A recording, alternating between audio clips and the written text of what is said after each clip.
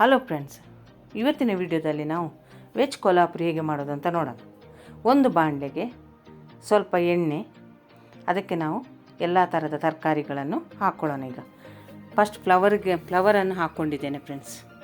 ಅದರ ಜೊತೆ ಕ್ಯಾರೆಟ್, ದಪ್ಪ ಮೆಣಸಿನಕಾಯಿ, ಬೀನ್ಸ್ ಮತ್ತು ಈರುಳ್ಳಿ ಇವುಗಳನ್ನೆಲ್ಲ ನಾನೀಗ ಎಣ್ಣೆಯಲ್ಲಿ ಚೆನ್ನಾಗಿ ಹುರಿತಿದ್ದೇನೆ ಫ್ರೆಂಡ್ಸ್.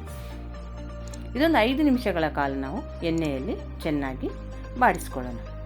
ಈಗ ಇದನ್ನು ಒಂದು ಪಾತ್ರೆಗೆ ಹಾಕ್ಕೊತಿದ್ದೇನೆ ಫ್ರೆಂಡ್ಸ್.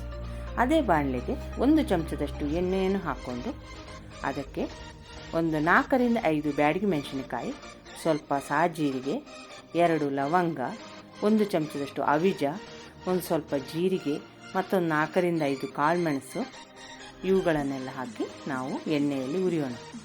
ಈಗ ಇವೆಲ್ಲ ಹುರಿದ ಮೇಲೆ ಒಂದು ಅರ್ಧ ಕಪ್ಪಷ್ಟು ಹಸಿ ತೆಂಗಿನಕಾಯಿಯನ್ನು ಕೂಡ ನಾನೀಗ ಹಾಕ್ಕೊಂಡಿದ್ದೇನೆ. ಅದನ್ನು ಕೂಡ ಒಂದು 5 ನಿಮಿಷಗಳ ಕಾಲ ನಾವು ಬಾಡಿಸ್ಕೊಳ್ಳೋಣ. ಈಗ ಇದೊಂದು 5 ನಿಮಿಷಗಳ ಕಾಲ ಬಾಡಿಸಿದ ಮೇಲೆ ಅದನ್ನು ತಣ್ಣಗಾಗಲು ಹಾಗೆಯೇ ಬಿಡ್ತಿದ್ದೇನೆ. ಈಗ ಒಂದು ಸಣ್ಣ ಮಿಕ್ಸಿ ಜಾರಿಗೆ ಒಂದು ಟೊಮೆಟೊ ಮತ್ತು ಸ್ವಲ್ಪ ಗೋಡಂಬಿಯನ್ನು ಹಾಕಿ ನೈಸಾಗಿ ರುಬ್ಕೊಂಡು ಪೇಸ್ಟ್ ಮಾಡ್ಕೊಳ್ಳೋಣ.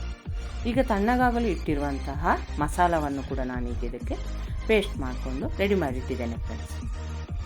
ಈಗ ಒಂದು ಬಾಣಲೆಗೆ ಒಂದು 2 ಚಮಚದಷ್ಟು ಎಣ್ಣೆಯನ್ನು ಹಾಕ್ಕೊಳ್ಳೋಣ. ಈಗ ಇದಕ್ಕೆ ಎಣ್ಣೆಯನ್ನು ಹಾಕ್ಕೊಂಡ ಮೇಲೆ ಅದಕ್ಕೆ ಸ್ವಲ್ಪ ಸಾಜೀರಿಗೆ ಮತ್ತು 1 ಚಕ್ಕೆ, 2 ಪಲಾವ್ ಎಲೆ ಮತ್ತು 1 ಈರುಳ್ಳಿ ಇದನ್ನೆಲ್ಲ ಹಾಕಿ ನಾವು ಚೆನ್ನಾಗಿ ಎಣ್ಣೆಯಲ್ಲಿ ಬಾಡಿಸ್ಕೊಳ್ಳೋಣ. ಈಗ ಇವೆಲ್ಲವನ್ನು ಎಣ್ಣೆಯಲ್ಲಿ ಚೆನ್ನಾಗಿ ಬಾಡಿಸಿದ ಮೇಲೆ ಒಂದು ಅರ್ಧ ಚಮಚದಷ್ಟು ಬೆಳ್ಳುಳ್ಳಿ ಶುಂಠಿ ಪೇಸ್ಟನ್ನು ಕೂಡ ನಾನೀಗ ಇದಕ್ಕೆ ಸೇರಿಸ್ಕೊತಿದ್ದೇನೆ ಫ್ರೆಂಡ್ಸ್. ಅದನ್ನು ಕೂಡ ಅದರ ಹಸಿ ವಾಸನೆ ಹೋಗುವವರೆಗೆ ಹುರಿಯೋಣ. ಈಗ ಇದನ್ನು ಹುರಿದ ಮೇಲೆ ಅದಕ್ಕೆ 1 ಚಮಚದಷ್ಟು ಅಚ್ಕಾರದ ಪುಡಿಯನ್ನು ಕೂಡ ಹಾಕ್ಕೊಂಡಿದ್ದೇನೆ. ಇದನ್ನು ಕೂಡ ನಾನು ಒಂದು ಸಲ ಕೈಯಾಡಿಸಿದ್ದೇನೆ ಫ್ರೆಂಡ್ಸ್. ಈಗ ಇದಕ್ಕೆ ನಾನು ಮೊದಲೇ ರುಬ್ಬಿರುವಂತಹ ಮಸಾಲವನ್ನು ಕೂಡ ಈಗ ಸೇರಿಸ್ಕೊತಿದ್ದೇನೆ.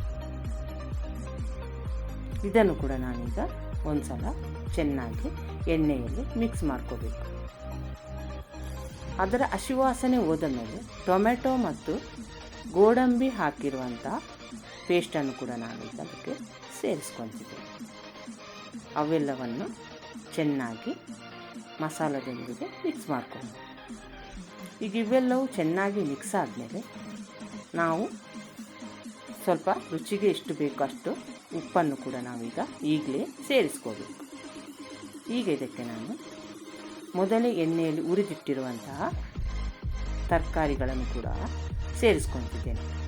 ಇಲ್ಲಿ ನಿಮಗೆ ಎಷ್ಟು ಗಟ್ಟಿ ಗ್ರೇವಿ ಬೇಕೋ ನೋಡಿಕೊಂಡು ಇಲ್ಲಿಗೆ ನಾವು ನೀರನ್ನು ಕೂಡ ಸೇರಿಸ್ಕೊಳ್ಳೋಣ.